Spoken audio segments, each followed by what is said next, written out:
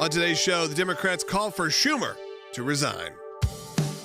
Keeping you informed and engaged, now more than ever. This is Sekulow. We want to hear from you. Share and post your comments or call 1-800-684-3110.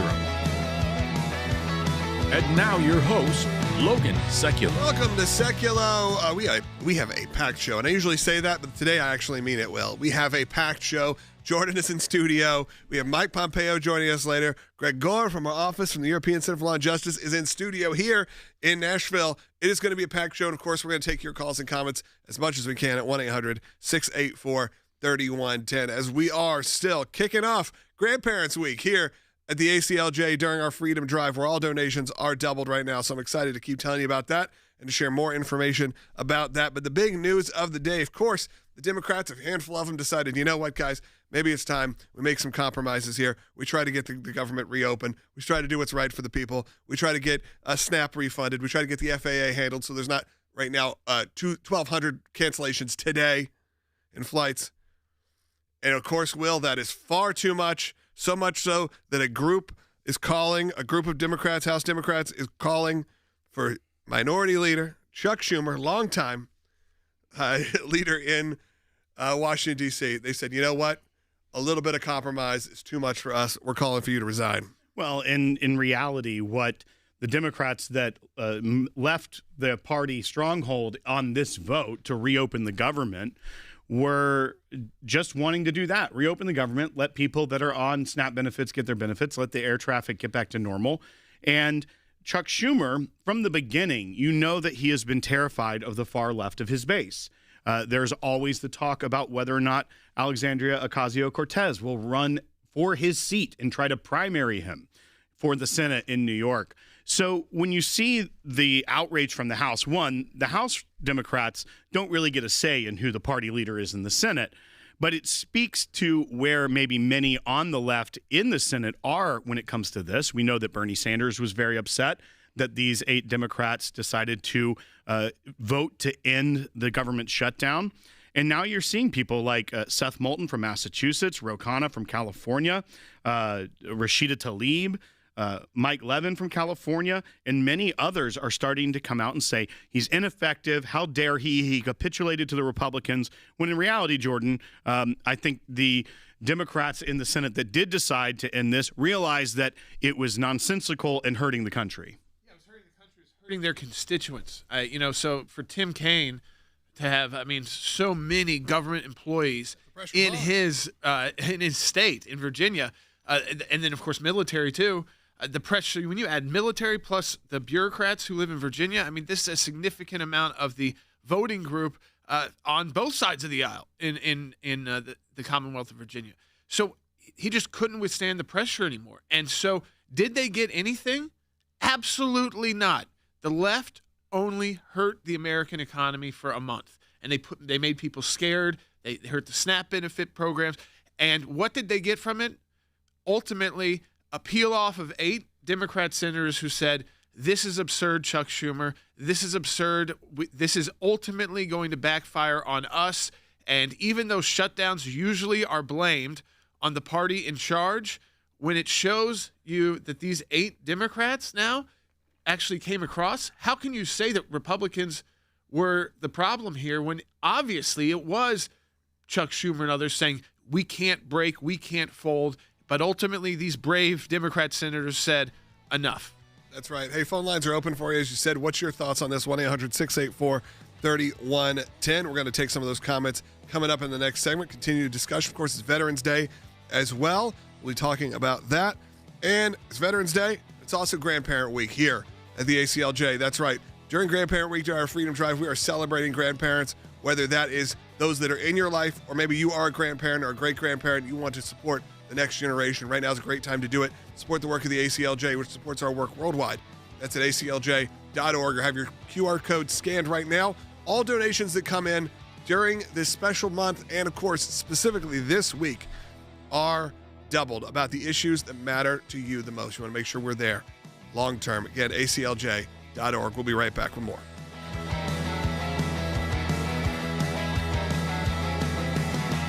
So 8 Senate Democrats breaking rank, voting with Republicans to reopen the government and exposing deep divisions within their own party. Now, some blaming Senate Minority Leader Chuck Schumer and a group of House members calling for him to step down. I think Chuck Schumer, his days are over. If he cannot keep his caucus together, he needs to go. I mean, he's got 8 Democrats going rogue here.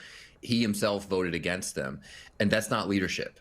You know, that's not leadership at a time when we desperately need leadership to stand up to Donald Trump. He's no longer capable of running this caucus. He's no longer capable of leading the Democratic Party.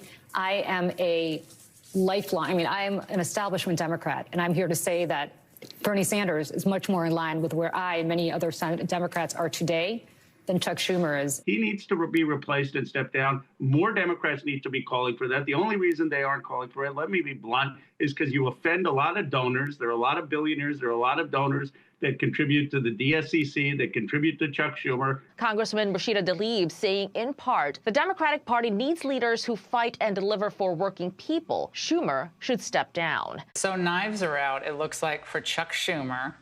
Ro Khanna is already calling for him to be replaced. What message do you have for Schumer tonight? Well, I think he made a mistake in going too far. Going too far? How? Well, he just went too far. He thought he could break the Republicans, and the Republicans broke him. Schumer is the most unpopular guy in Washington. He has no friends on either side of the aisle. 1 million federal workers went weeks without pay. The SNAP recipients, a critical part of his party's base, had to sweat their food stamps, and loads of people had a very miserable weekend of travel, and it was all for absolutely nothing. They got nothing in the end, and Schumer tonight is getting hammered for that.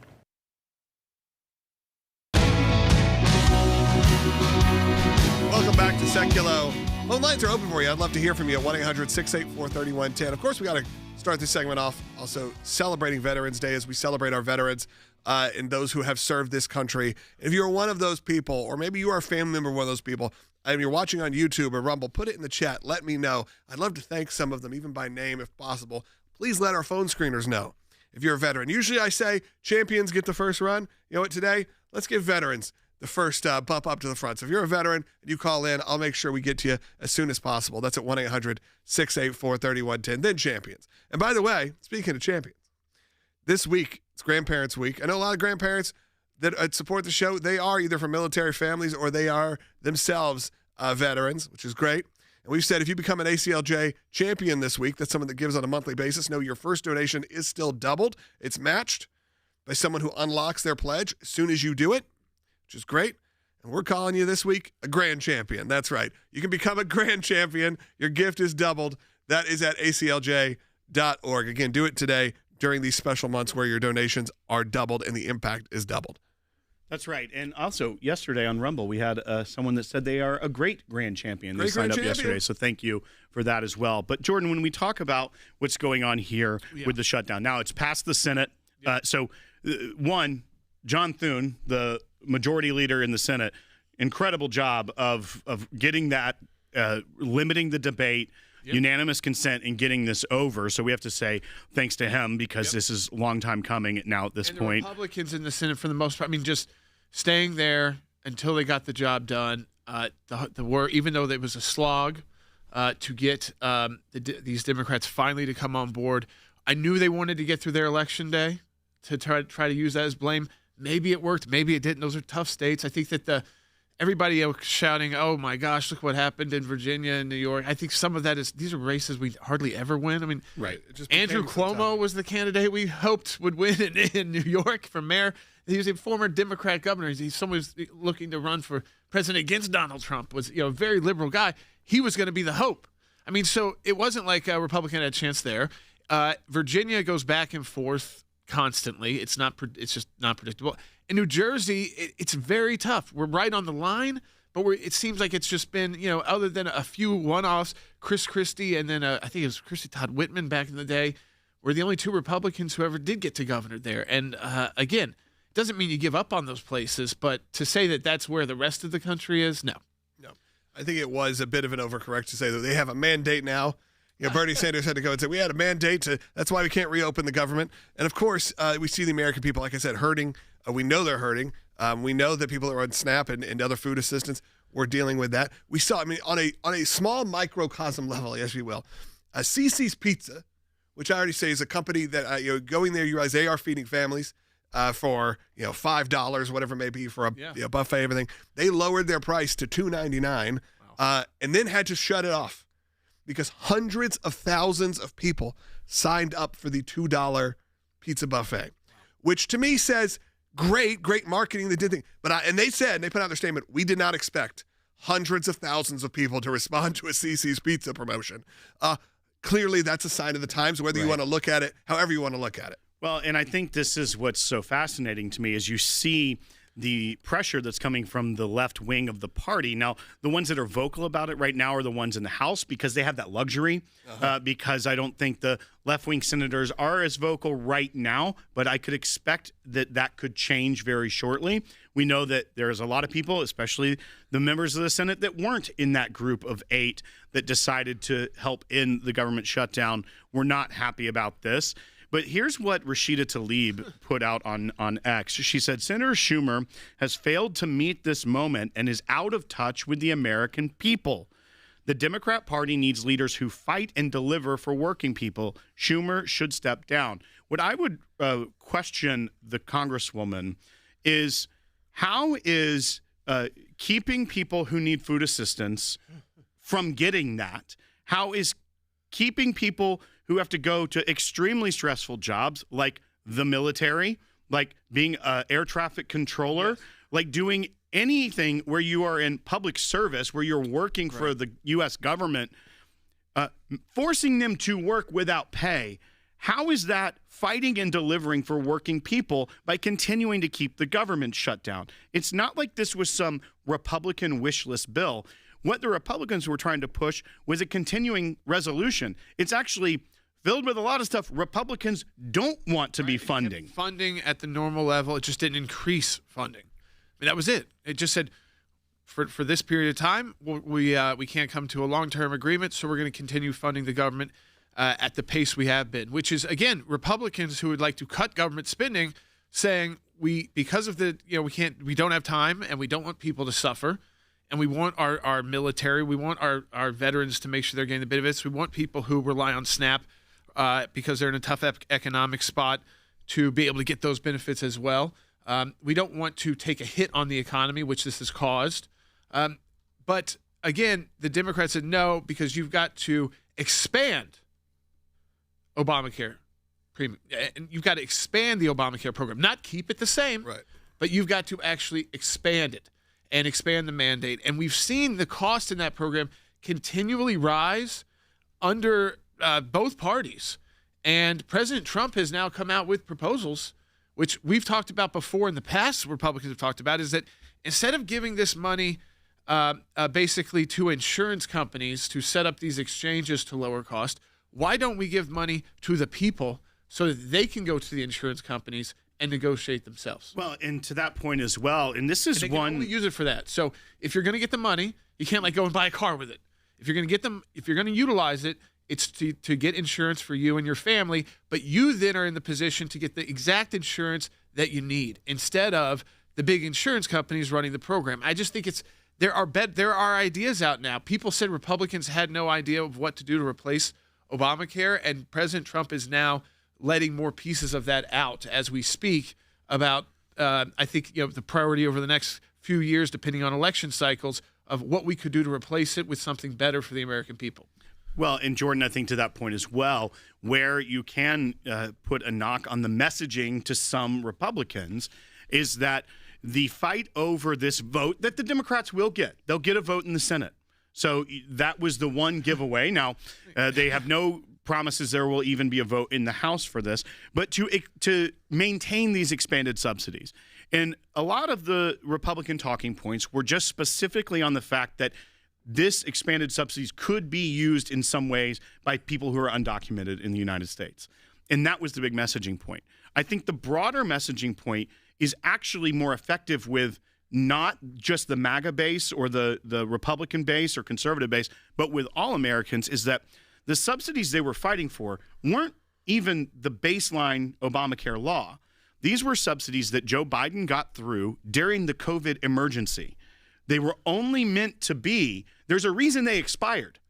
The ones in the law, the ACA, don't expire because that was meant to be the healthcare law. Right. These were put in place in 2021 as a means to be a stopgap for people that their tax returns would show higher income than the suffering they were getting during the COVID pandemic because of turnover, not getting paid, maybe being laid off. So they had this stopgap that was supposed to expire. Right. That way people could get insurance during a time where they may have lost their job and whatever. The Democrats want to make that permanent. Right, because it made it feel like it lowered the cost. It didn't. You just got more money to spend. And what you also see here is that even Bloomberg News, not just the right and think tanks and things like that, but Bloomberg News did an expose about how rife with fraud that was, because brokerages and things saw an opportunity to sign people up for $0 out of their pocket healthcare plans. And then the brokerages and insurances made a lot of money during the COVID pandemic. We got Mike Pompeo joining us in the next segment. Before that, I actually want to get to Warren in line 3, who is a grand champion. It was awesome to hear you say that, Warren. So he's got a question, and I think we actually have an answer for that. Go ahead, Warren. Warren, you there?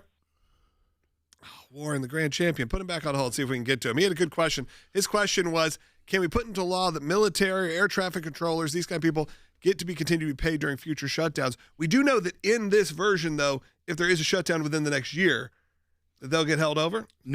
So the most of the government is only going to be funded through January 31st. Okay. So we got this coming again pretty soon. Right, but it is the SNAP program, because the entire agriculture appropriations is through the end of the fiscal year next November. That, as well as military construction and veterans. So they're going to make sure they take care of the Veterans Affairs as well. And then the legislative branch. Let's throw the FAA in there just to I think they should have, right. Military pay as well, right? That have to do a little bit more research on that, but it is a part of military and construction projects. I don't know how broadly that reads in the appropriation. Phone lines are open for you. Mike Pompeo is going to be joining us. I did want to say thanks to a lot of you who have commented about you or your family member that are members of the military. Obviously, we're veterans. It's Veterans Day. We're celebrating our veterans. So between Paul, Peter, Steven, Evie, Jim, Speck, Michael, and the tons of people who have commented saying that it was whether your father, your uncle, your brother, your sister, so many of those, I can't even list them all, but know that we are celebrating with them today, whether they are still with us or not. And of course, if you want to support the work of the ACLJ, we are there supporting our veterans also all the time. Whenever you're in need, you can go to aclj.org/help. But for right now, I encourage you, we are in these big months, big fundraising months, but specifically this week is Grandparents' Week.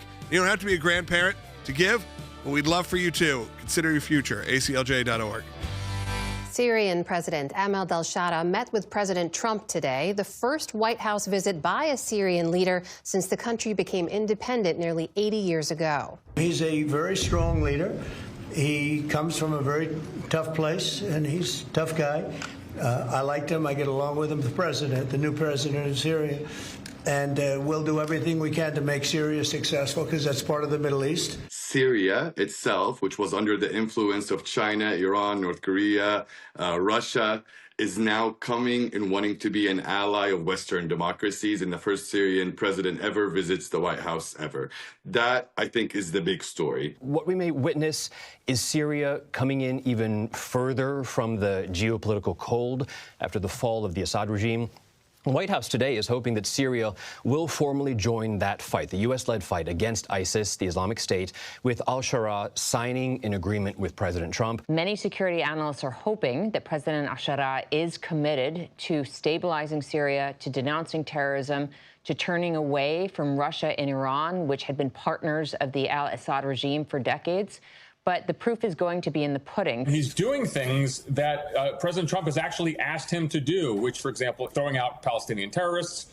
Today, they're going to sign an agreement. He's going to he's going to be the 90th member of the global coalition to fight ISIS. President al-Sharaa is certainly saying all the right things when it comes to, for example, counterterrorism cooperation with the United States and his focus on unifying Syria. But whether he's being pragmatic in the short term or is committed to pragmatism over his original ideology over the longer term, Lindsay, is an outstanding question. Trump has the right attitude here is, it's trust but verify. We want Syria to be a pariah state and ungoverned spaces, chaos, have the Iranians and Russians come back in, or do we want to bring them into the international community? And I think it's certainly the latter.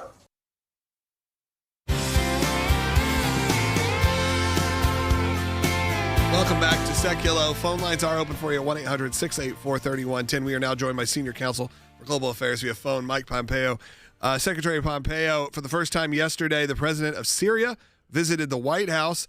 President Trump eased sanctions after that, welcomed Syria into the coalition to fight extremist groups in the Middle East. Is this a good look for the United States, and how does it affect our relationships with the Middle East and specifically with Israel? Most definitely the right choice for President Trump to make. Earlier, one of your guests said trust but verify. That's absolutely the case. This guy's got a long history. He was fighting with al-Qaeda, and then he fought against Assad, who we also were in opposition to. So he's got a lot to prove and a very difficult task in front of him. But we should support him. We should encourage him. He is working with the Kingdom of Saudi Arabia. He's working with the Emirates. If we get this right, if Syria can be reunified, no small task, and if al-Shar is serious, President of Syria is serious about countering extremism, this is a great thing for the United States of America. It means the risk that we have to put our young soldiers, our young men and women, here we are on Veterans Day, to put these folks in harm's way less frequently in the Middle East is a glorious thing. And if he can lead this forward, this will truly be historic. Well, Mr. Secretary, I know many people have concerns about the history and the background of this leader that is now the president of Syria. But I think also people should look at what President Trump and what you did in the first term, that going and meeting with Kim Jong-un, having summits with people that the previous administration, that point, the Obama administration, would refuse to even talk with. Is that just more evidence of how the Trump foreign policy plays out, is that you cannot get anywhere if you don't even want to talk to someone and figure out where you can go. So is speaking with a foreign leader, even if you hope that they can be brought into the fold, should it be not necessarily even seen as an endorsement, but just as a way of the way that President Trump conducts his foreign policy? Precisely right. We met with them all. We met with Chairman Kim. President Trump sent me to meet with the Taliban. None of us mistook any of these folks for people who were on our side or with us, but they were counterparties with whom we had to deal to protect and preserve America's interest, to put our country first. And that's what you saw with this meeting in the White House. President Trump is not naive about this gentleman's history. I think he described him as having had a tough background. That's a very polite way to put it. But in the end, what we need to do is move forward, look to the things that matter the most for the United States of America, and a unified Syria that was prepared to push the Iranians out, to push the Russians out, and to acknowledge Israel's fundamental right to exist, something that has not ever been the case. None of those have been the case for decades now. If the Syrian leadership under this gentleman is prepared to do that, that is a wonderful thing for the region and good for the United States as well. As well, we hear at the end of that, when there were remarks, that there seemed to be a spark of hope that even one day someone like Syria, a nation like Syria, could be a part of a future Abraham Accords. There was discussion about that. The president of Syria said that he wasn't going to be holding direct talks with Israel at this time, but was almost asking the president to indirectly try to mediate between the two nations. We know that they share a border, that Syria and Israel have had a long history of fighting between the two countries in Israel and Syria's history.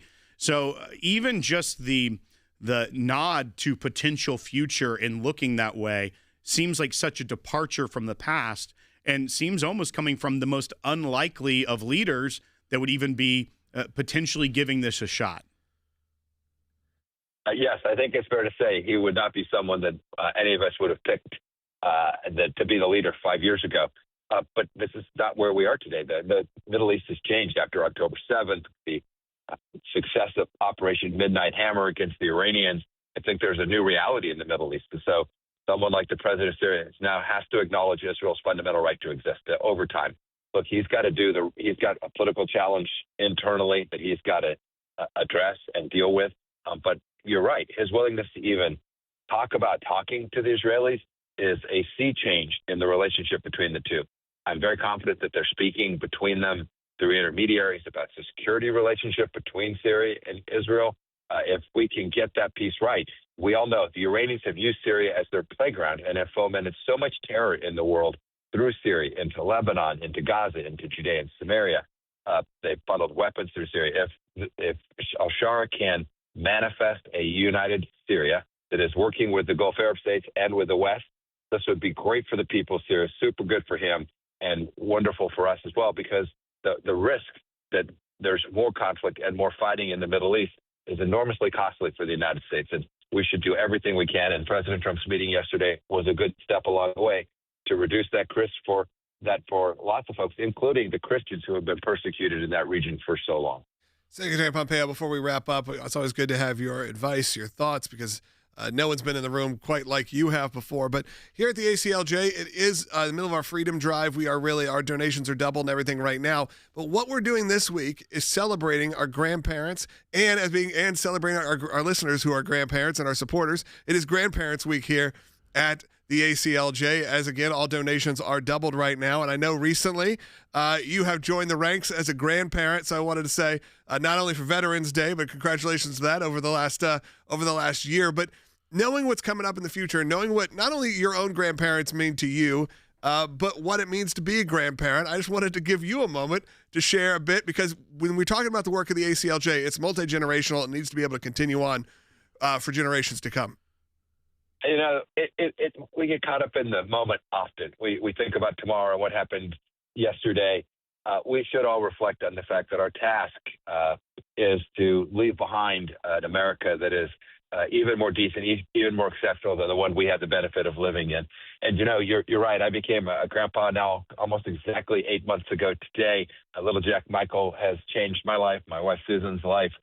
We love that little guy, and we are reminded of our responsibility to help lead him in the right way, to coach him, to teach him, to help his parents, my son and my daughter-in-law, and everyone out there who's a grandparent, I think, has come to really understand that responsibility for the next generations that come behind us in the way that the ACLJ has been working on for so long. Secretary Pompeo, thank you so much for joining us again as we celebrate Veterans Day and our grandparents all week. We appreciate you joining us right now. And as we head into the second half hour of the broadcast, that's right, if you don't get the first half hour on your local station, you can find us broadcasting live on aclj.org. That's from 12 to 1 p.m. Eastern time. And, of course, archive however you get your podcasts. We're there. We're live on YouTube, though. We're live on Rumble. So join us there. You can see us, talk to us, chat with other viewers in our live chat features on YouTube and on Rumble. Be a part of that conversation today.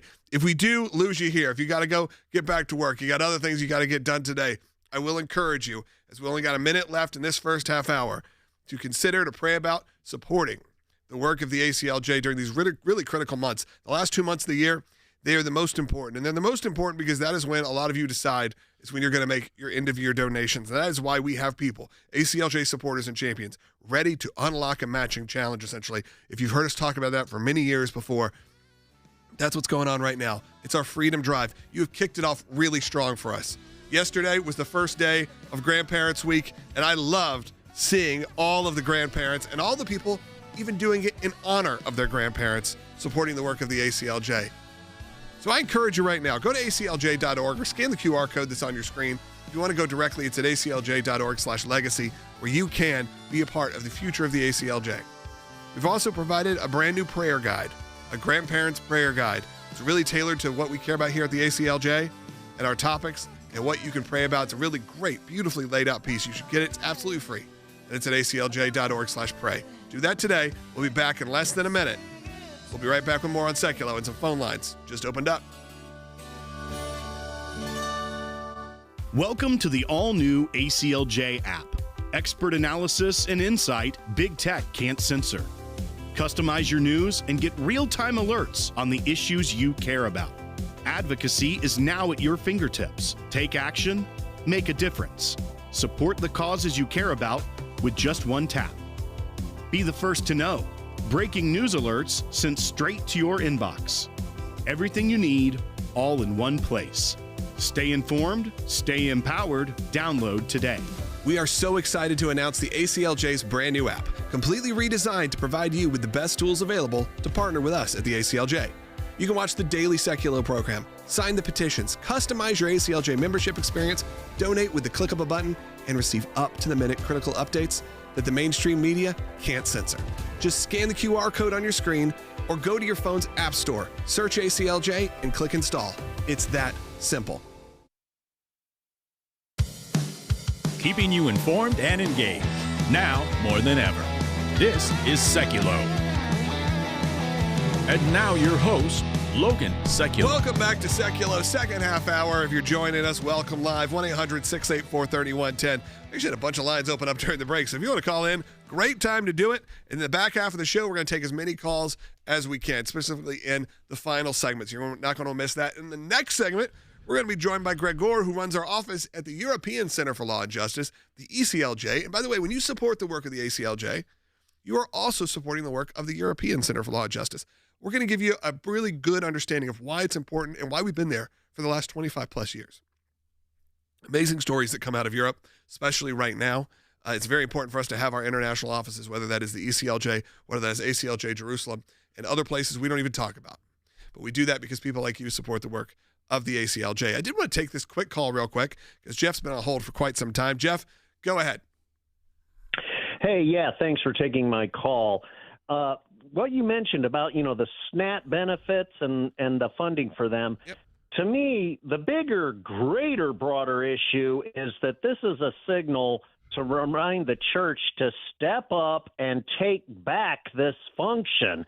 In the book of Acts, didn't just a handful of disciples take care of the thousands of needy in Jerusalem? Yeah, Jeff, I'm going to say this.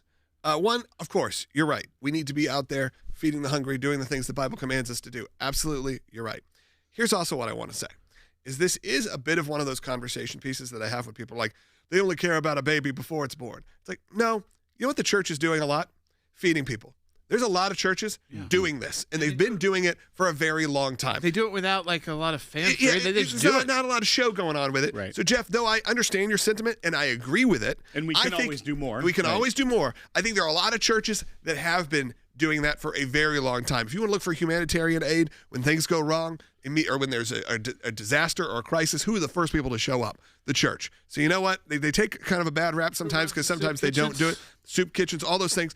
So let's always remember there are people doing this. However, you know my favorite thing, Jeff, has been people who have said, well, you know what? If the government's not going to do it, fine. We're all going to get together. We're all going to start feeding our neighbors. And I'm like, well, good. If that's what it took, if it took politics and someone's political point of view or your hatred of Donald Trump or the Republican Party to get you to go out there and help feed your neighbors, you know what? I guess there's a silver lining in everything. That's right.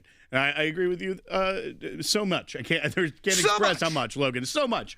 But yes, once again, there seems to be, and obviously you can find specific cases and point out things, but as a whole, people do forget that that is the function of the church, and that is what most churches are doing. They are doing it, but they aren't writing press releases or posting everywhere. It's just and one saying, of their programs. Look what we're doing because of the government shutdown. They're doing it every single day, and people are volunteer their time, give their money, and make sure that people in their community are fed, that are clothed, that they have needs that are being met, and that is a function of the church. But just because you don't see it every day doesn't mean that it's not happening. But I agree with you as well. I do like the attention being on it because that's what everyone should be doing. If we live in the society where we say, both Republicans and Democrats, that we shouldn't have to rely on our government for everything, then right, feed your neighbor. Yeah. And don't do it because you feel like it's a political win. Do it because you actually are a good person. No, especially if it's a neighbor who is, affected by this shutdown because they're not getting a paycheck. And so it's not like they, again, are asking you to do this all the time. It's just they're in a bit of a bind for this last couple of paychecks, and then things will get back to normal for them. I mean, it's just, yeah. All right, this isn't necessarily feeding people for a year. We're talking about for 2 weeks, 3 weeks. But like I said, you involve your local churches. You'd probably be surprised what's going on there. Phone lines are completely open right now, which is fun. Because that means in the next segment, we're going to have on Greg Gore from our office in Europe at the European Center for Law and Justice in France. He's here in studio in Nashville, which is really great. But that means we're going to put our phone screener to work. Okay? Like I said, if you're a veteran, if you're a champion, you'll get bumped to the front. But either way, lines are open. 1-800-684-3110. What are your thoughts on everything we've covered today? Or if you got an off-topic thing, just make it close enough. 1-800-684-3110. And as always, as I've been saying, and you're going to hear me say for the next couple months, it's our Freedom Drive right now. Be a part of it. Be a part of Grandparents Week. I want you to do it, whether it's in honor of your grandparents or you're a grandparent yourself. We'll be right back. 35 on average Christians are killed a day in Nigeria by Islamic extremist groups. They are systematically killing the Christians in Nigeria. They've killed over 100,000 since 2009. They've burned 18,000 churches. They are literally attempting to wipe out the Christian population of an entire country. The ACLJ recently joined a new coalition partner, CPAC, the American Conservative Union. I think a lot of people know about the big CPAC events. And we talked about this issue of Christian persecution worldwide and putting together a coalition. The idea is to end Christian persecution worldwide. They need to know what is happening, the brutality, the tragic stories of so many martyrs. We are going to tell their story. I believe the Holy Spirit moved us in this direction for CPAC and also the great work that Jordan does at the ACLJ to make sure that this becomes a reality. The first meeting at the White House was about, kind of what's next on how the president and the executive branch can do on the international front. And I remember in that meeting, Matt Schlapp looked over at me and kind of said, "Hey, Jordan, what's, number one on the agenda?" And we said Nigeria put back on the CPC, countries of particular concern list. So by putting them on the list of countries of particular concern, that means they are now being watched very closely by various departments of the U.S. government. After that meeting, that was on a Wednesday. The next day, on that Friday, President Trump sent the message out that Nigeria would be added to the countries of particular concern list. And a few days later wrote that if Nigeria doesn't get it together, we're going to get it together for them and protect these Christians. This is what we do.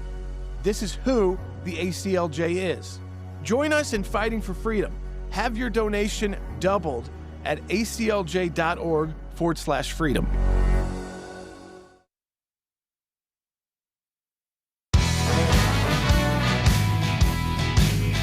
Back to Sekulow. And Jordan, in this segment, this is a special treat.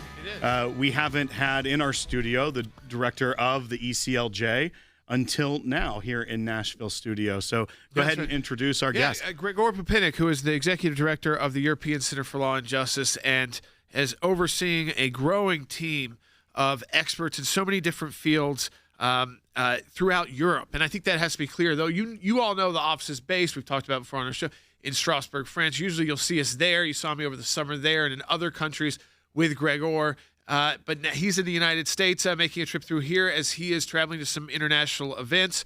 And I kind of wanted to give him a moment to kind of talk about what the European Center for Law and Justice is working on today. And Gregor, what I think an issue, I know an issue that is so important to so many Americans and so many Europeans is immigration. And there's a case right now moving forward that the ECLJ is going to be involved in at the European Court of Human Rights out of the Netherlands involving immigration from the Islamic world when someone who has 3 wives and 3 different sets of children gets an okay to come into the Netherlands with 1 wife and 1 set of children, but now has said that's not good enough. Even though polygamy is outlawed in most of these countries that are part of the European Court of Human Rights and the Council of Europe, that's not enough. So they're already looking at ways to bring polygamy into Europe through backdoor channels in courts. Yes, indeed. Thank you very much for hosting me. With the European Center for Law and Justice, we have been in over 80 cases before the European Court of Human Rights, which is the equivalent of the US Supreme Court. Right. So bringing cases, representing clients, representing or helping states sometimes intervening. So it's really our specialty. And among the issues we're working on, increasingly, of course, is the difficulty of radical Islam in Europe. Because we have a huge immigration, and we are now facing what is called the attempt for Muslim groups, radical Muslim groups, to get into European societies and to use our legal system to bring their own system of life, like polygamy. Yep. And this case that you're mentioning, it's a case against the Netherlands brought by a lawyer from Yemen, but from the Muslim Brotherhood. He was one of the head of the Muslim Brotherhood in Yemen. And he has 3 wives and 13 children from those 3 wives. And he went to the Netherlands. He got refugee status in Europe because Netherlands felt obliged to following the Arab Spring. And then he asked for his wife to come. Netherlands said, we cannot because only one wife in the Netherlands. So please pick one. Interesting. So, tough decision. Yes, it's not really equality, between women, So pick one. Which one do you prefer? He took the first one, the one who has 8 children with him. And they could come. They benefit from all the system of the Netherlands. They have housing, education, health support. And then this man who is a Muslim Brotherhood, which means they try, to influence from inner society. Right. So this is a strategy of the Muslim Brotherhood, is to get into society slowly and to make it Islamist. Yep. And so this person, who is a lawyer, he knows what he does. He knew that he would not ask after a while for his other wife to come because it's forbidden. So he said, look, let's ask for the children I have because they are my kids. And so he said, please, let my 5 other kids get into the Netherlands. The Netherlands said no because, polygamy is forbidden.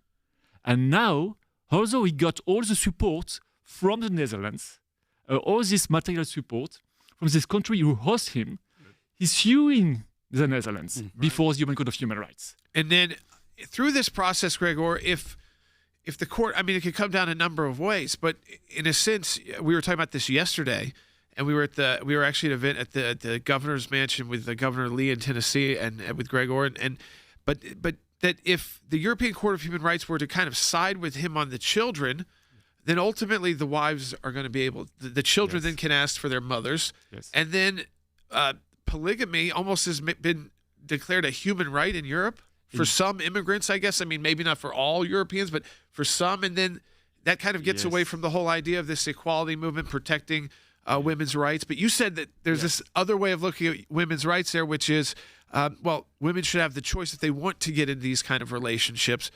And they're kind of like not looking at the reality that most of the women in that part of the world have no choice about getting into these relationships. They're ignoring that. Yeah, that's true. And also there is the issue, whether or not, as Europeans, we have the right just to refuse polygamy. Right. Because this guy knows what he does. The problem that with the European Court of Human Rights, they just have to rule on the case of the children. So they cannot just decide because, they know that after a while the mother would come. So it is a difficulty of the case. It's a trick, I would say. And the lawyers who are introducing the case know that. The other difficulty is that the European Court of Human Rights don't really have strong arguments against polygamy. Because it's so, I would say, as we say in Europe, liberal, if you want it, let's do it. Right. So why should we refuse polygamy? If the woman wants it, okay, let's do it. So there is no real argument. So the issue we have now, and this is why we intervene in this case, is first, of course, we have to do not be naive. Yeah. We have to say to the Court of Strasbourg, the European Court, this man is from the Muslim Brotherhood. He is trying to enter the society. He is trying to impose his values, his way of living to a country that is hosting him.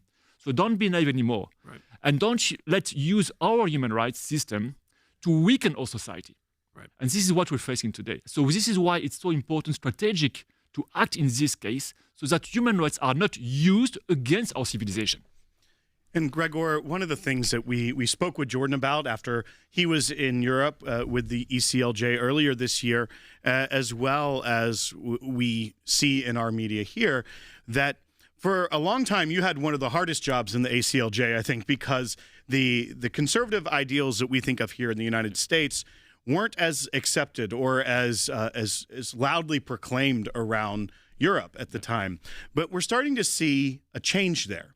That there are younger groups, there are people that are returning to their faith, people that are more comfortable with not just these ideas of freedom and liberty, but much more a American-style conservatism is starting to play out there. How have you seen this change, and in even the way that the ACLJ operates and is able to get work done as these things start to change in Europe? It's a huge change. We've been working with the American Center, with Jay, Sekulow, with Jordan, family Logan, for many years. I started 25 years ago, so it's a long story for me. And I'm so pleased and so proud to this work. And now we see a change in Europe. We have governments coming to us. We have leaders like Marine Le Pen in France coming to us, other leaders from more center-right coming to us. We are invited all the time to the European Parliament, to the national parliaments, to give advice, testimonies. So we are a strength. We are an intellectual strength. We give ideas. We give vision. We give legal arguments. We draft legislation. We are a legal strength in our work with the European Court of Human Rights. We had a huge success, for example, not only on cases, but also on the court itself. We managed to have a very good action on the composition of the court itself, because the Court of Strasbourg was, I would say, infiltrated by about 20% of the judges were coming from the Open Society Foundation of George Soros. We revealed that. And this was a huge affair in Europe. And as a consequence, the court decided to change its rules. So we made recommendations to the court to change its rules, and the court did. And as a consequence of our work, now you don't have anymore a single person, activist, coming from those NGOs appointed as a judge in Strasbourg. I want to say this quickly too, Gregor, because I think it's important for people to understand when we talk about the work of the European Center for Law and Justice and the work that the team does there. This again, we have this unique moment, 25 years in, to really start affecting change now, not in the courts, but also now in the societies, in the political systems. You now have got the seat at the table. And I think this story actually, just briefly, tells it all. The consul general in Strasbourg, we haven't met with very much, but we did this summer. And she invited you, small group, you said, to meet with Ambassador Kushner, who had just gotten installed as the U.S. ambassador to France. You had one-on-one time with him to talk about how that office could be better used by the administration to work and kind of put forward U.S. foreign policy and U.S. policies at the European Parliament because they get a seat at the table. Yeah, indeed. So yes, we had this meeting, and we see how we can benefit among conservatives from the U.S., American, and European groups. There is really now an alliance, a collaboration, a deep collaboration with organizations like the American Center, the European Center, other organizations like CPAC, who is going back and forth on the Atlantic. And we work together, and we take examples also on what's going on in the U.S., what is going on, with Milei in Argentina, other countries. And organizations like our organization we do have a huge impact on many levels, including communication, education of the people. It's so important. Absolutely. Look, Gregor's team and the ACLJ, incredibly important. We'll even talk about that more in the next segment as well. And why, when you support the work of the ACLJ, why we think it's vitally important that we are around the world, and the ACLJ is a huge part of that. So be a part of that team right now, and that is by becoming an ACLJ supporter today and have your donation doubled during our drive right now. Of course, it's Grandparent Week. Go to aclj.org. And we've seen it there, and we've seen it even throughout Europe. It's happening, and we're going to be a part of it. That's at aclj.org. We'll be right back. This would be the end of the shutdown, which would be great. We need this to happen, everyone. Okay, this has gone too far. People are hurting. Yeah, there's a time to look through a political lens. There's time to also look through a human lens. It is time to stop the hurt. It is time to get travel back going when you have some of the biggest times of the year. Remember how bad that will start hurting economies if travel gets more and more and more delayed. People are missing things already. I'm all for this. Let's get this wrapped up. Republicans don't need it. Democrats don't need it at this point. I feel Democrats probably realize the pain points are starting, even within their own people. It is time to start bringing it into this. However, you had some of them freak out. The two things that are on everyone's mind. One, what does this deal look like, since it's not going to be the clean CR that they have voted on 15 times in the Senate and the Democrats had objected to every time? And how quickly will the government be reopened? First, let's get to that deal. What does it look like? And as our director of government affairs reached out and told me this morning, he goes, it seems like the left held the American people hostage for 41 days and got nothing out of it.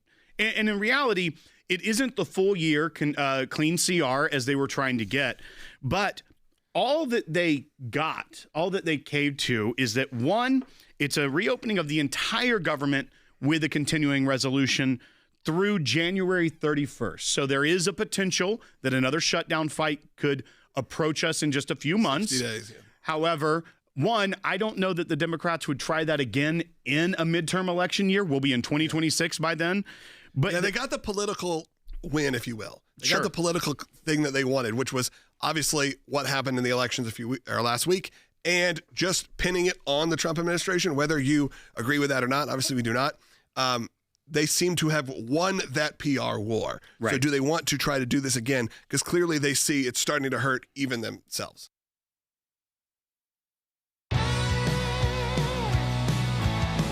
Welcome back to Sekulow. We do have a few lines open at 1-800-684-3110. We had Gregor from the ACLJ stay over with us for this segment as well, because I think there's a lot more we can dive into in the work of the European Center. And I always like to look at the comments, see what people think. Understand, I hope you understand now that you've heard from Gregor and our team there. We've had them on occasionally throughout the year, why it's so important that the ACLJ is a worldwide endeavor. Of course, the ACLJ, the A is for American, but we've been able to move on and have the European Center. And again, as you said, you're seeing massive change there. It may have taken a couple decades, but it's true even amongst people. You may not hear that in the press, by the way. You may hear that Europe is just one way, or that the UK, we know that as well. Trust me, the people I know from the UK, they're with us on 95% of the issues, if not more. But you know what? They have governments right now that are maybe not shining, just like they have for us, occasionally the light on them right now. But we know we've seen these Christian conservative ideals start to bubble up and start to make a real difference. And Jordan was there this year. I was there last year, just right about a year. We are seeing it happen in real time, and you want to be a part of it. You want, by the way, your families to be able to visit these areas. You want to be able to go to Europe, take your kids to experience it, and feel safe. And better alliances with our European allies, who are our top allies. Absolutely. Especially in Western Europe and in Central Europe, and to make sure it certainly builds those alliances when you share common values.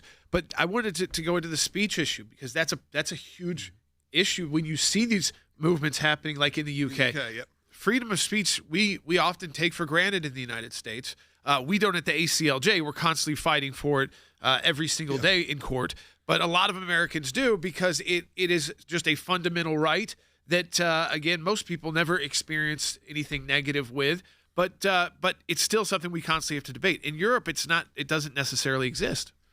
No, I would say the left part of Putin's spectrum is against it, because they know that the conservatives are getting so strong in the arguments. Right. It's not only in the media, but on the ground, because what we say is so strong that they just want to silence us. So in Europe, they want to control internet, they want to control social networks. They use any kind of notions like, hate speeches, whatever you say.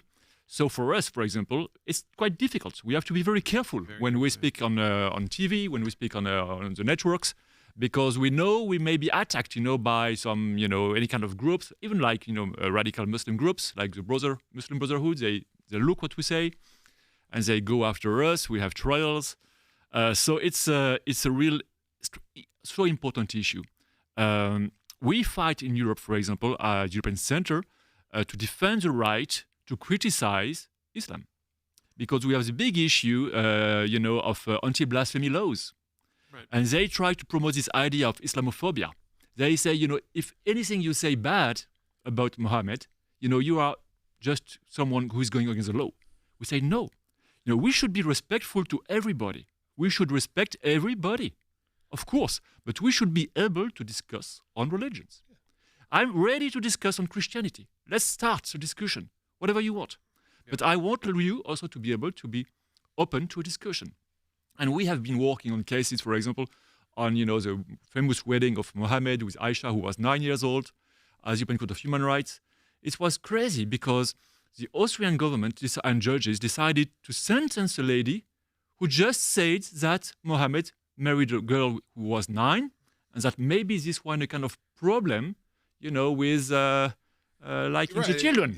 And that is the type of conversation that here would happen in a world religion course in college. Yeah, you would have those open discussions, and no one's thinking about things like that back, and you'd say, well, culturally, and you also could have that. This was a long time ago. Age things difference, but you wouldn't have to be worried about legal action being taken against you.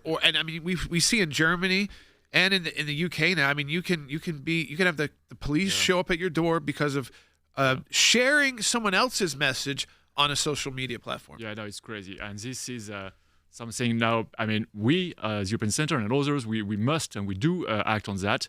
It's highly important. We must defend, the true freedom. The motto of the European Center, for law and justice, is liberties, dignity, and sovereignty. So we want to defend liberties, and this is essential. So true conservative, want liberty. Well, and I think to that point as well is that where you have these restrictions from the way that you can talk about things and how you have to be very smart and very specific in the way that you go about these things, because those that want to weaponize the legal system against you will try to do that. But people remember that France has had many issues with Islamic terror. And these situations, it's not as though it's removed from France. It's very much in what the history is. And so when you look at the way that people from the Muslim Brotherhood may be trying to infiltrate and use the law system against you, they also are knowing what the laws are that they can utilize against you as well. Yeah, but the fact is that they also get money from the EU, which is something else. So those Muslim Brotherhood groups, they infiltrate also EU institutions, and they get a lot of money to do that action. So also part of our work as European Center for Justice is to track, to find where the money comes from, where do they get the money, and to make it public that the EU is funding those groups so that the EU stop funding those groups. So we are fighting on every level.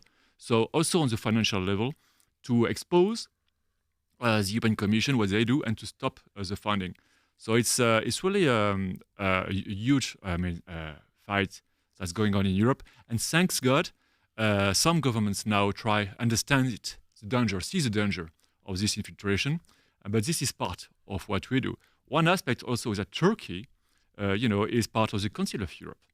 So also as the UN Court of Human Rights. And Turkey is also supporting, to some extent, Muslim Brotherhood. So we have a very we are in a very strategic situation here in Strasbourg because we have Turkey, we have Northern Africa, we have Syria. They are our neighbors, those countries. And we are on the front, with those countries. And to oppose, try to defend civilization, defend freedoms, is highly difficult and highly important.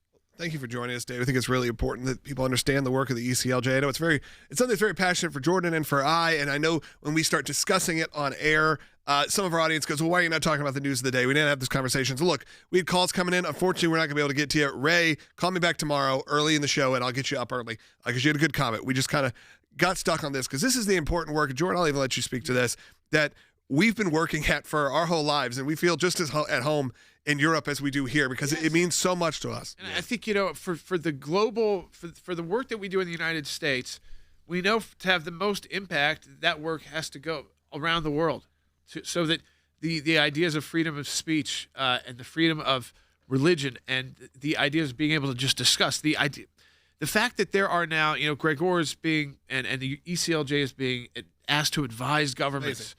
This took 25 years of work. And it took 20 years of work in the United States for us to be at that point too. But we've done that hard work, and our team is continuing to kind of evolve over the time to be there for these battles. And we know now how interconnected the world is. You can try to ignore the globe, but it does. Your paycheck is impacted by it. When you talk about terrorists, you talk about your paycheck. When you talk about wars and national security and immigration.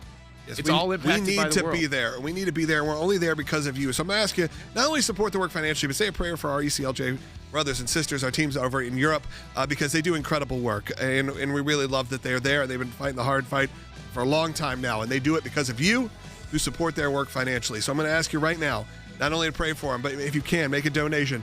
Have your donation doubled right now. It is Grandparents' Week. We're celebrating grandparents all week. And, of course, it's Veterans Day. But we really want you to think about, pray about, support the work of the ACLJ. Scan the QR code or go to aclj.org. We'll talk to you tomorrow.